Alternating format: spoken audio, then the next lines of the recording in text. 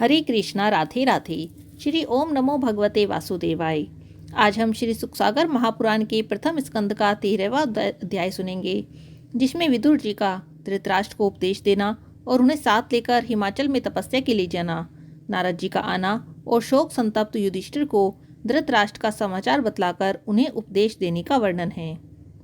इसके पश्चात महात्मा मैत्रेय जी से उपदेश ग्रहण करने के लिए साधु पुरुष विदुर जी हस्तिनापुर से द्वारिका को गए। वहां श्री कृष्ण जी ने उनका बड़ा सम्मान किया। विदुर जी कृष्ण जी के बड़े भक्त थे, इससे कृष्ण जी ने उन्हें बहुत दिनों तक अपने यहाँ रोक लिया। विदुर जी सत्संग का आनंद लेते हुए द्वारिका में रहकर विष्णु जी की आराधना करने लगे। कितने ही दिनों बाद वे फिर हस्तिनापुर आए। यहाँ पांडवों ने अपने साधु चाचा का बड़ा स्वागत सत्कार किया। स्वयं राजा युधिष्ठिर ने उनके पांव धोए। सती गांधारी, माता कुंती और द्रौपदी आदि स्त्रियों ने बड़ा हर्ष प्रकट कर विदुर जी से प्रेम प्रदर्शित किया। जब विदुर जी श्रम रहित हो बैठे, तब राजा युधिष्ठिर ने उनसे कहा, हे महात्मन, माता सहित हम पांडवों के एक आप ही रक्षक और सहायक हैं। विष से, अग्नि आदि से आपने समय समय पर हमारी रक्षा की है। आज दिन भी आप ही की सहायता से हम इतने उन्नतशील हो सके हैं। सो हे चाचा जी, कहिए, इतने दिनों तक आपने हमें कैसे भुला दिया था? फिर यह तो बताइए कि इतने दिनों में आपने कहाँ कहाँ भ्रमण किया और आप किस जीविका से आपके शरीर का निर्वाह करते थे? यद्यपि आपके लिए तीर्थों का भ्रमण और जीविका निर्वाह का प्रश्न कुछ उतने महत्व का नहीं है, क्योंकि आप में तो जनार्दन श्री कृष्ण साक्षात विष्णु रूप में विद्यमान रहते हैं। फिर भी हे महात्मन, आप अपने इस समाचारों के साथ साथ हमें यह भी बताइए कि द्वारिका में जाकर आपने क्या क्या देखा और क्या क्या सुना। कहिए, हमारे मित्र यदुवंशी लोग अपने नगर में सुख से तो है ना? जनार्दन श्री कृष्ण सहित उनके परिवार में सब कुशल तो है ना? जब युधिष्ठिर के ऐसा पूछने पर विदुर ने यदुवंश का नाश छोड़कर द्वारिका का सब समाचार कह सुनाया।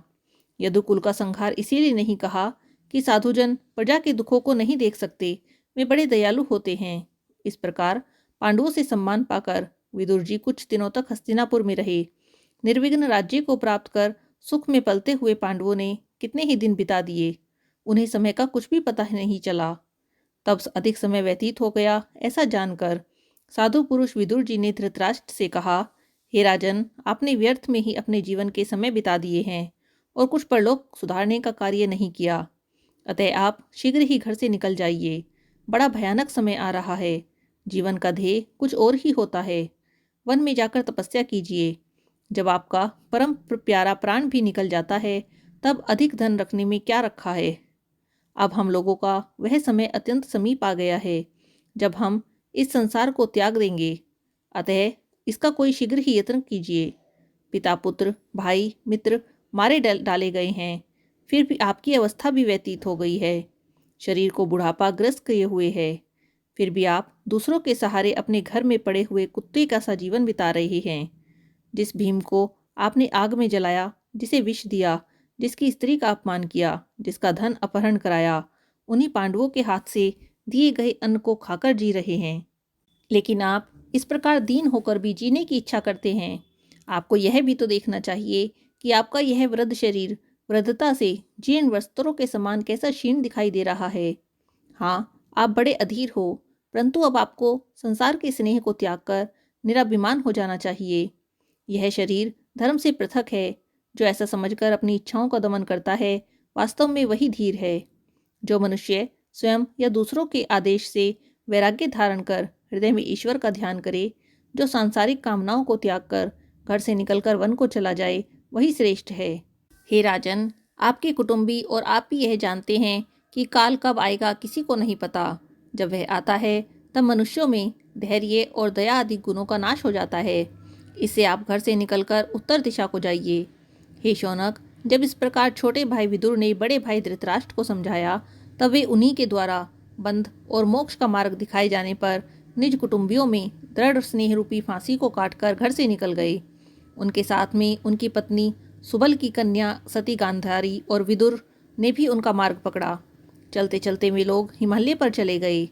इधर जब संध्या वंदन से निवृत्त होकर अपने चाचा धृतराष्ट्र को प्रणाम करने के लिए युधिष्ठिर उनके भवन में गए, तो देखा कि ना माता गांधारी वहाँ हैं और ना ही विदुर जी वहाँ हैं। इससे युधिष्ठिर को बड़ा दुख हुआ। उन्होंने संजय से पूछा, संजय ने कहा, महाराज मुझे भी नहीं मालूम है। फिर तो नाना प्रकार का संकल्प विकल्प हुआ, बड़ी खोज हुई।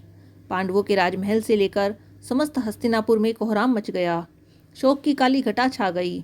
इतने में ही तुम्बुरु आदि गंधर्वों को साथ में लिए हुए नारद जी वहां आ गए। तब नारद जी को देखकर भाइयों सहित युधिष्ठिर ने उनका बड़ा ही स्वागत सत्कार किया। नारद जी ने राजा का कुशल समाचार पूछा। तब युधिष्ठिर ने कहा, महाराज और तो सब ठीक है, इस समय एक नवीन दुख आ पड़ा है। नारद जी ने कहा, क्या हुआ? तब धर्मराज ने कहा कि मेरे चाचा धृतराष्ट्र और विदुर जी न जाने कहाँ चले गए हैं। उनके साथ साथ माता गांधारी भी चली गई हैं। हम सब उन्हीं के शोक में पड़े हुए हैं। हे देवऋषि, आपकी गति तो अबोध है। आप त्रिकालदर्शी हैं और सर्वत्रगामी हैं। यदि आप जानते हैं तो बताइए कि मेरे माता पिता समान दोनों श्रेष्ठ चाचा कहाँ चले गए। तब नारद जी ने कहा, हे युधिष्ठिर, शोक ना करो। यह संसार ईश्वर के वश में है। वही सबका संयोग और वियोग कराता है।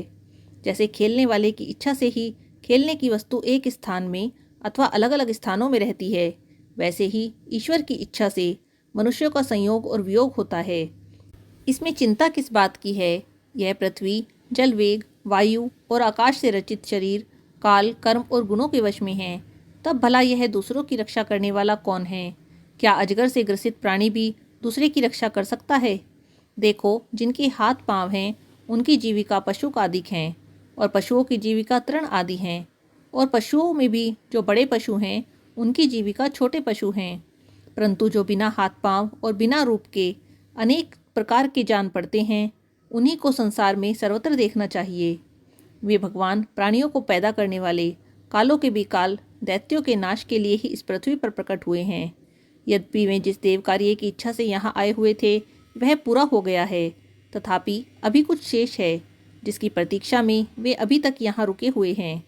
इस कारण वे ईश्वर श्री कृष्ण जी जब तक यहाँ रहें तब तक तुम लोग भी इस संसार में बने रहो। धृतराष्ट्र जी जहाँ गए हैं वह मुझे मालूम है। देखो, उत्तर में हिमालय के तट पर एक सप्तश्रोत्र नाम का पवित्र तीर्थ है। वहाँ से गंगा जी निकलकर अपनी 7 धाराओं में प्रवाहित हुई हैं। वे लोग वहीं जाकर गंगा जी के पवित्र जल में स्नान ध्यान करते हुए तप कर रहे हैं। अब आसन और प्राणायाम की क्रियाओं को करते हुए धृतराष्ट्र ने अपनी इंद्रियों पर विजय प्राप्त कर ली है। तब वे श्री विष्णु जी के ध्यान करते हुए सतरजतम तीनों गुणों से, दोषों से दूर हो गए हैं। अब उनमें अहंकार का तनिक भी लेश मात्र नहीं है, और उन्होंने अपनी आत्मा को बुद्धि में मिलाकर उसे ब्रह्म में वैसे ही लीन कर दिया है जैसे घटाकाश महाकाश में मिल जाता है। उन्होंने मायाकृत वासनाओं को त्याग कर इंद्रियों पर विजय प्राप्त कर ली है, जिससे वे भोजन आदि सब कुछ त्याग कर अपने आसन पर स्तंभित होकर बैठे रहते हैं। सो अब उन परम तपस्वी धृतराष्ट्र के पवित्र मार्ग में तुम बाधा न बनो। परम साधु विदुर जी उन्हें उत्तम मार्ग पर ले गए हैं। अब आज से केवल 5 दिन और हैं जब वे धृतराष्ट्र अपना शरीर त्याग देंगे। तब उनका शरीर भस्म हो जाएगा और वे मोक्ष को प्राप्त होंगे। उनके साथ पतिव्रता गांधारी भी अग्नि में प्रवेश करेंगी, और तब विदुर जी वहाँ से तीर्थ यात्रा करने को चले जाएंगे। तुम उन सब के लिए शोक ना करो। ऐसा कहकर नारद जी चले गए। युधिष्ठिर ने उनका वचन मानकर शोक को त्याग दिया। यहाँ पर प्रथम स्कंद का 13वां अध्याय समाप्त हो जाता है। हरे कृष्णा, राधे राधे।